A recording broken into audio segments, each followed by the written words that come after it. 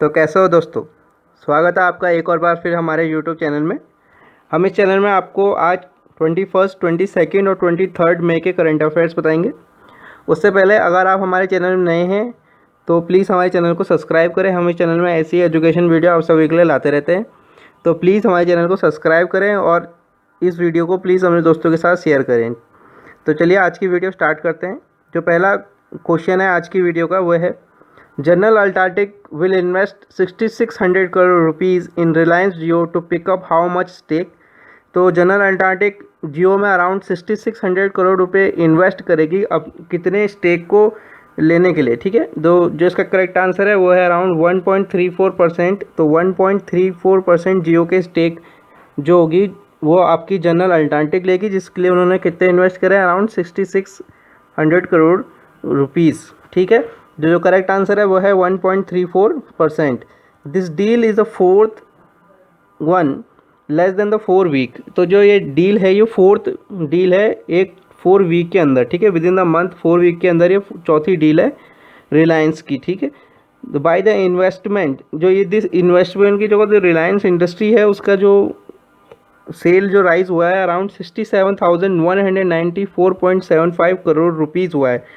ठीक है, कितना करोड़ रुपीज़ हुआ है, 67,194.75 crore rupees by selling its 14.8% stake. ठीक है, जियो ने अपने 14.8% स्टेक सेल करके अराउंड 67,194.75 करोड़ रुपीज़ राइज किए हैं। ठीक है, तो Jio previous deal with Facebook has brought about 9.99% stake in Jio for rupees 43,574 crore rupees. ठीक है, तो इतने में जियो ने जो सबसे पहली डील जो फेसबुक के साथ हुई थी इसमें उन्होंने अराउंड अपने 9.99% स्टेक बेचे थे, जिसमें से जियो को इतने रुपये का फ़ायदा हुआ था, जिस कितने रुपये का है, अराउंड 43,574 रुपीज़। नेक्स्ट क्वेश्चन, तो नेक्स्ट क्वेश्चन है, The Department of Consumer Affairs has launched which initiative to use technology to prevent the spread of COVID-19 at the local kirana level store?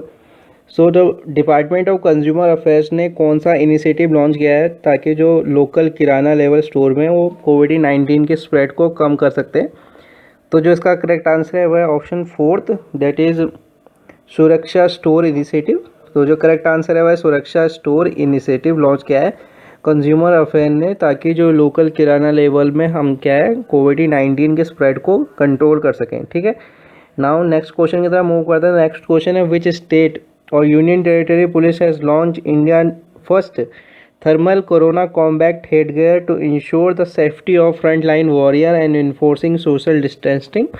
सो किस स्टेट और union territory की police ने सबसे पहले launch किया आपका India का पहला thermal corona combat headgear to ensure the safety of के सेफ्टी फ्रंटलाइन वॉरियर और इन्फोर्स सोशल डिस्टेंसिंग। तो इन सोशल डिस्टेंसिंग और फ्रंटलाइन वॉरियर की सेफ्टी को मद्देनज़र देखते हुए कौन सी यूनियन टेरिटरी और स्टेट की पुलिस ने थर्मल कोरोना कॉम्बैक्ट हेडगियर को लॉन्च किया है? तो जो उसका करेक्ट आंसर है वो option second, that is Delhi police. So Delhi police ने इसको इंडिया में सबसे पहले लॉन्च किया है। ठीक है, now moving to the next question है जर्नल अवेयरनेस का क्वेश्चन है। तो क्वेश्चन देखते हैं क्या है, for the Olympics and world tournament the dimension of a basketball court are. तो सो वर्ल्ड ओलंपिक और वर्ल्ड टूर्नामेंट्स में जो बास्केटबॉल कोर्ट की डायमेंशन होती है वो कितनी होती है? सो जो इसमें जो करेक्ट आंसर है वो ऑप्शन थर्ड 28/15 मीटर।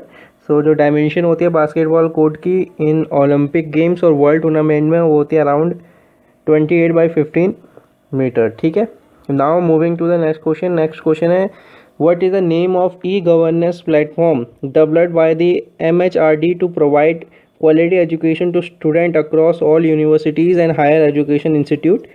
सो ऑल यूनिवर्सिटीज़ और हायर एजुकेशन इंस्टीट्यूट को एक क्वालिटी एजुकेशन प्रोवाइड करने के लिए ई गवर्नेंस ने कौन सा प्लेटफॉर्म डेवलप किया है? जो उसका जो करेक्ट आंसर है वो ऑप्शन फोर्थ समर्थ।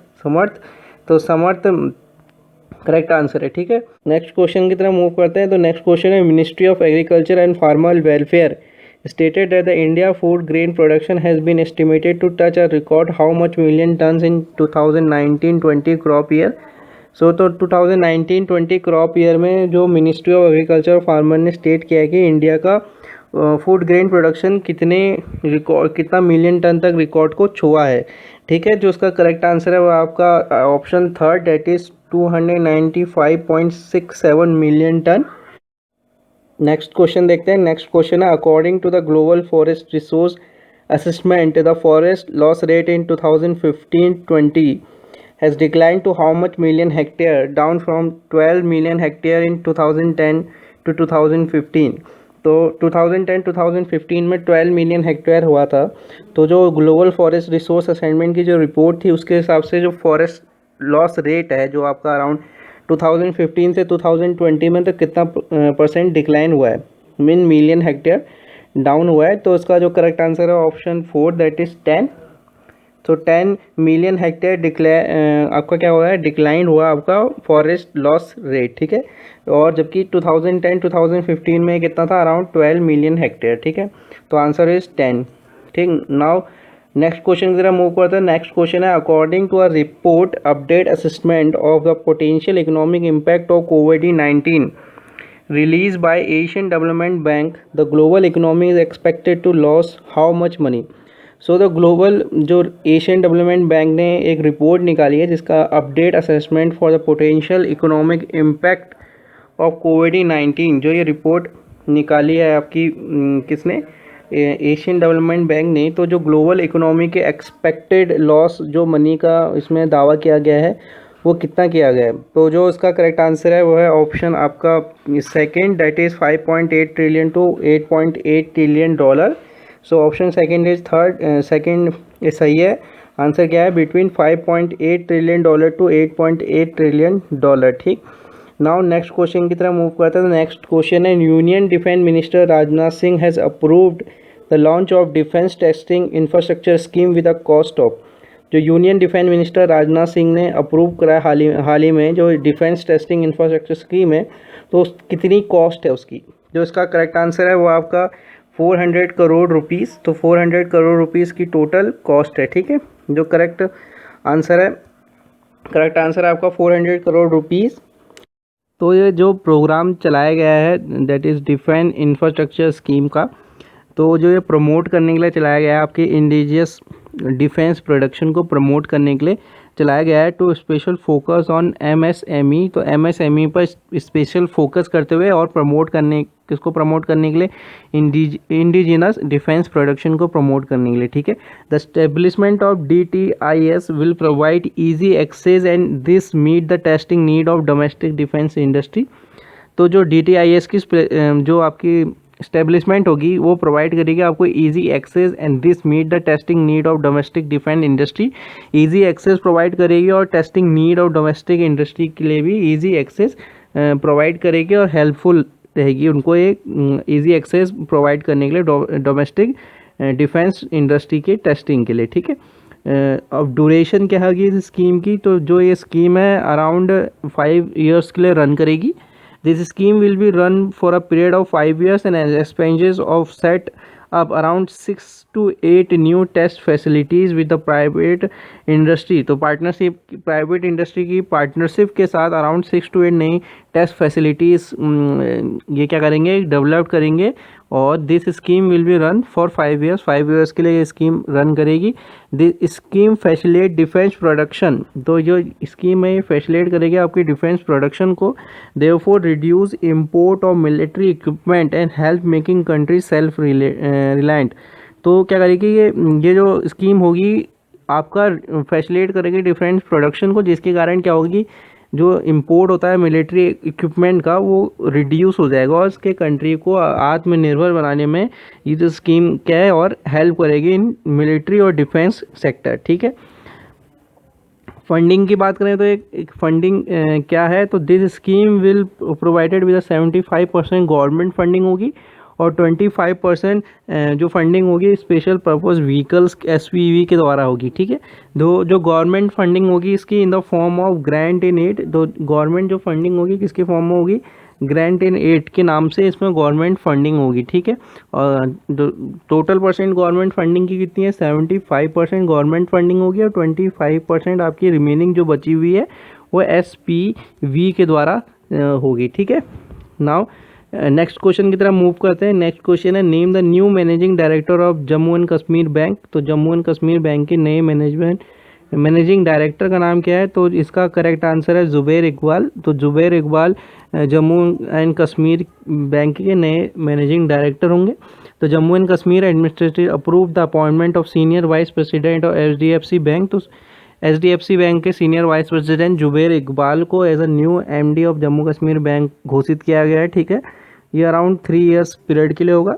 उससे पहले जो जम्मू कश्मीर के बैंक के MD थे राजेश कुमार चिब्बर, उनको अब as a chairman of Jammu Kashmir bank बना दिया गया है। पहले इन पर 2 पोस्ट थी, जैसे MD और चेयरमैन दोनों थे। अब MD आपको जुबैर इकबाल बना दिए गए हैं और चेयरमैन राजेश कुमार चिब्बर।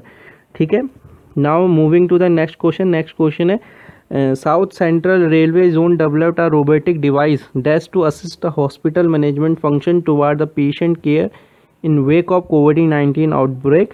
सो सेंट्रल साउथ रेलवे ने एक रोबोटिक डिवाइस डेवलप किया है जो हेल्प करेगा आपके हॉस्पिटल मैनेजमेंट को पेशेंट की केयर करने में जो COVID-19 से लड़के बाहर आ रहे हैं। ठीक है, उनसे लड़ रहे हैं, उनका इलाज हो रहा है। तो इस रोबोट का जो नाम है आपका, वो है आपका rail boat. Option second is correct answer. ठीक है, रेल बोट, तो आंसर रेल बोट है। अब ये जो डिवाइस हैगा ये डेवलप किसने किया है? तो this device was developed by Hem Singh Benot. Hem Singh Benot ने ये डिवाइस डेवलप किया है। R bot is use to provide medical accessory and serve food to the patient without any need of physical contact. तो ये रोबोट क्या प्रोवाइड करेगा? मेडिकल एसेसरी पेशेंट को provide करेगा, उनके खाने को भी उनको देगा विदाउट एनी फिजिकल कॉन्टैक्ट। तो फिजिकल कॉन्टैक्ट की ज़रूरत नहीं होगी। तो ये बोट आप जो ये बोट है रेल बोट, इसके पास एक सेंसर बेस्ड फीचर भी होगा जिसके कारण वो जो पेशेंट है उसका बॉडी टेम्परेचर की रीडिंग भी ले सकता है। ठीक है, इसके अलावा जो ये बोट है एक यूनिक मोबाइल एप्लीकेशन के द्वारा ऑपरेट किया जाता है। यूनिक मोबाइल एप्लीकेशन द्वारा ऑपरेट किया जाएगा और इसमें एक और कैपेबिलिटी है कि ये अलार्म राइजिंग कर सकता है in case of abnormal high temperature reading. तो किसी भी पेशेंट का अबनॉर्मल हाई टेम्परेचर अगर रीडिंग रिकॉर्ड किया जाता है तो ये अलार्म बजा के अलर्ट कर देगा। जो मेडिक्स होंगे जो उस पेशेंट को अटेंड कर रहे हैं उनको भी एक अलर्ट कर देगा। ठीक है, कि इस पेशेंट का अबनॉर्मल हाई टेम्परेचर रीडिंग किया गया है, प्लीज़ क्या कहते हैं इससे अलर्ट रहें। ठीक है, now moving to the next question. तो नेक्स्ट क्वेश्चन है government has expected and implement this important recommendation of secretary committee to create a border infrastructure. तो बॉर्डर इंफ्रास्ट्रक्चर बनाने के लिए गवर्नमेंट ने 3 जो इम्पोर्टेंट रिकमेंडेशन मांगे हैं सेक्रेटरी कमेटीज़ का, उसको इम्प्लीमेंट किया गया। तो कितनी इंपॉर्टेंट रिकमेंडेशन है मैं पहले ही बता चुका हूँ, 3 इंपॉर्टेंट रिकमेंडेशन है। जो उसका करेक्ट आंसर होगा तो वो क्या होगा? 3rd। ठीक, तो 3 इसका करेक्ट आंसर होगा। अब सेक्रेटरी कमेटी है क्या? तो सेक्रेटरी कमेटी आपकी जो बनाई थी वो फॉर्मर डिफेंस मिनिस्टर मनोहर पारिकर ने 2016 में बनाई थी। इसका मेन जो एम था to improve combat capability and rebalance defence expenditure. तो कैपेबिलिटी और रीबैलेंस डिफेंस एक्सपेंडिचर को रीबैलेंस करने के लिए आर्म फोर्स को better teeth to tail ratio provide करने के लिए ये कमेटी बनाई गई थी। किसने बनाई थी? फॉर्मर डिफेंस मिनिस्टर मनोहर पारिकर ने इन 2016। ठीक है, नेक्स्ट क्वेश्चन की तरफ मूव करते हैं। नेक्स्ट क्वेश्चन है name the first bank in India to introduce video KYC facility for saving bank account customers. तो वीडियो KYC फैसिलिटीज़ इंडिया में सबसे पहले किस बैंक ने प्रोवाइड किया अपने सेविंग अकाउंट कस्टमर को? तो जो इसका करेक्ट आंसर है वो है कोटक महिंद्रा। तो Kotak Mahindra that is second option ने प्रोवाइड किए। So this benefit of this facility will be available. तो ओनली इंडियन सिटीजन इसका फ़ायदा हो सकते हैं जो कि उनमें उस बैंक में नए कस्टमर हो। ठीक है, अगर MD और CEO की बात करें तो कोटक महिंद्रा के वो हैं उदय कोटक। ठीक, now moving to the next question. Next question है name the new chairman of national bank for agriculture and rural development. तो जो नाबार्ड के नए चेयरमैन का नाम क्या है? तो नाबार्ड के जो नए चेयरमैन उनका नाम है गोविंदा राजोलू चिंताला। ठीक, he will serve as the NABARD chairman. तो नाबार्ड चेयरमैन के लिए अराउंड 2 साल के लिए इनकी post as a NABARD chairman लगाई गई है जिसके उसमें अराउंड जुलाई 31, 2020 22 तक। इसके अलावा Saji KV and PVS Surya Kumar को as a new deputy manager director of NABARD चुना गया है, ठीक है। तो गोविंदा राजूअलू चिंतालारा को as a chairman of NABARD and Saji KV PVS Surya Kumar have been appointed as a deputy manager of managing director of NABARD. तो डिप्टी मैनेजिंग डायरेक्टर नाबार्ड के लिए साजी केवी और पीवी सूर्य कुमार को, ठीक है। नेक्स्ट क्वेश्चन की तरफ मूव करते हैं। तो नेक्स्ट क्वेश्चन है on which day world bee day celebrated. तो वर्ल्ड बी डे कौन से डे को सेलिब्रेट किया जाता है? तो जो इसमें आपका करेक्ट आंसर है वो है 20 मई को। 20 मई को उसको सेलिब्रेट किया जाता है, ठीक है। तो this day was celebrated as anniversary of, जो ये डे सेलिब्रेट किया जाता है तो ये डे सेलिब्रेट किया जाता है as a anniversary of Anton Jansa. Anton Jansa की as a anniversary day celebrate किया जाता है। United Nation approve this proposal of world bee day on December 2017। दिसंबर 2017 में यूनाइटेड नेशन के इस अप्रूवल को अप्रूव कर दिया था, ठीक है। प्रपोजल को अप्रूव कर दिया था कि वर्ल्ड बी डे ऑन बनाया के अप्रूवल को अप्रूव कर दिया था। और जो पहला वर्ल्ड बी डे बनाया गया था अराउंड 20 मई 2018 को बनाया गया था। और उस दिन क्या था? संडे था, उस दिन संडे भी था, ठीक है। और पहला बनाया गया क्या था? आपका 20 मई 2018 को। सो जो इस बार का वर्ल्ड बी डे था, इस बार का मतलब 2020 का जो वर्ल्ड बी डे था उसकी थीम क्या थी? जो उसकी थीम थी वो सेव द बीस। क्या थीम थी? सेव द बीस। तो ये थीम थी, उस क्या एम था? इस थीम का एम था आपका प्रोटेक्शन ऑफ बीज and other pollinator in their natural habitat. तो उनके नेचुरल हैबिटेट को और बीज और अदर पॉलिनेटर को प्रोटेक्ट करने के लिए ये सेव थीम का मेन एम था, ठीक है। Now moving to the next question. तो नेक्स्ट क्वेश्चन है the department of information and public relation has started an initiative to spread awareness about physiological impact of lockdown।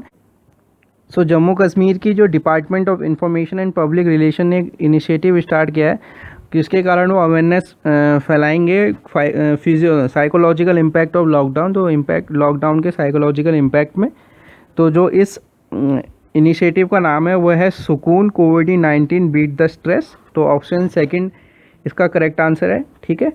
तो सुकून कोविड-19 beat the stress इसका complete answer है। जो ये telecast किया जाएगा दूरदर्शन कश्मीर चैनल में हर ट्यूसडे 9 PM पर टेलीकास्ट किया जाएगा। हर ट्यूसडे कौन से चैनल पर? दूरदर्शन के कश्मीर चैनल पे। तो जो एम है इसका, to ensure the people stay mentally fit. Now moving to the next question. तो नेक्स्ट क्वेश्चन है name the minister who represent India at 73 world health assembly. तो इंडिया को 73rd वर्ल्ड हेल्थ असेंबली में कौन से minister ने represent किया था? तो जिसका करेक्ट आंसर है वह डॉक्टर हर्षवर्धन। तो डॉक्टर हर्षवर्धन ने इंडिया को रिप्रेजेंट किया था एट 73 वर्ल्ड हेल्थ असेंबली में, ठीक है। तो डॉक्टर हर्षवर्धन वहाँ पर एक्सप्लेन कर the step taken by the India to fight against कोविड-19, ठीक है। तो कोविड-19 के खिलाफ इंडिया ने कौन से स्टेप टेक उससे लड़ने के लिए, तो डॉक्टर हर्षवर्धन ने उस मीटिंग में एक्सप्लेन किया था, ठीक है। Now moving to the next question. Next question है name the new chairman of WHO, that is world health organisation executive board. तो world health organisation executive board के नए चेयरमैन का नाम क्या है? तो इसका भी करेक्ट आंसर डॉक्टर हर्षवर्धन है। तो डॉक्टर हर्षवर्धन नए चेयरमैन है WHO वर्ल्ड हेल्थ ऑर्गेनाइजेशन के एग्जीक्यूटिव बोर्ड के। So doctor Harshvardhan take a in charge the chairman of WHO executive board, ठीक है। मैंने बता दिया डॉक्टर हर्षवर्धन इसका करेक्ट आंसर है। नाउ मूविंग टू द एक है कि WHO एग्जीक्यूटिव बोर्ड है क्या? It is compose of 34 technical qualified members. 34 technical qualified members होता है, इलेक्टेड फ्रॉम 3 years टर्म। तो 3 साल के बेसिस पर 34 टेक्निकल क्वालिफाइड मेंबर्स क्या कहते हैं चुने जाते हैं इनमें से। तो the main function of this board to implement the decision and policies of world health assembly and facilitated work. तो इसकी जो मेन फंक्शन है इस बोर्ड का वो है आपका जो वर्ल्ड हेल्थ असेंबली ने जो भी डिसीजन और पॉलिसी बनाई है उसको इम्प्लीमेंट करना और फैसिलिटेट, इसी तरह से हमने वर्क को करना। It is not a full time assignment and the minister will just be required to chair the executive board meeting. एक फुल टाइम असाइनमेंट नहीं है, खाली जो मिनिस्टर्स में चुने जाते हैं वो just required to chair the executive board meeting. तो एग्जीक्यूटिव बोर्ड मीटिंग को चलाने के लिए ये मिनिस्टर चुने जाते हैं। It is not a full time assignment, full time assignment नहीं है, ठीक है।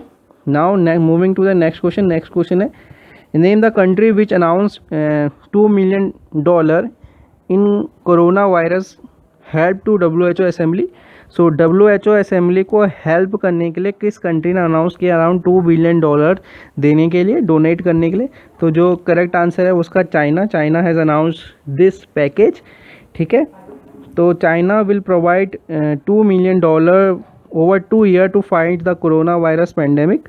तो चाइना $2 million देगा फॉर 2 years ओवर 2 सालों के बीच में for fight against COVID-19 pandemic. तो COVID-19 के पैंडेमिक से फाइट करने के लिए देगा। In April 2020 China has announce to contribute $30 million to the WHO। तो वर्ल्ड हेल्थ ऑर्गेनाइजेशन के लिए कंट्रीब्यूट करने के लिए $30 million चाइना ने अनाउंस किए थे, जिसमें से अराउंड $20 million इन्होंने मार्च 2020 में डोनेट किए थे, ठीक है।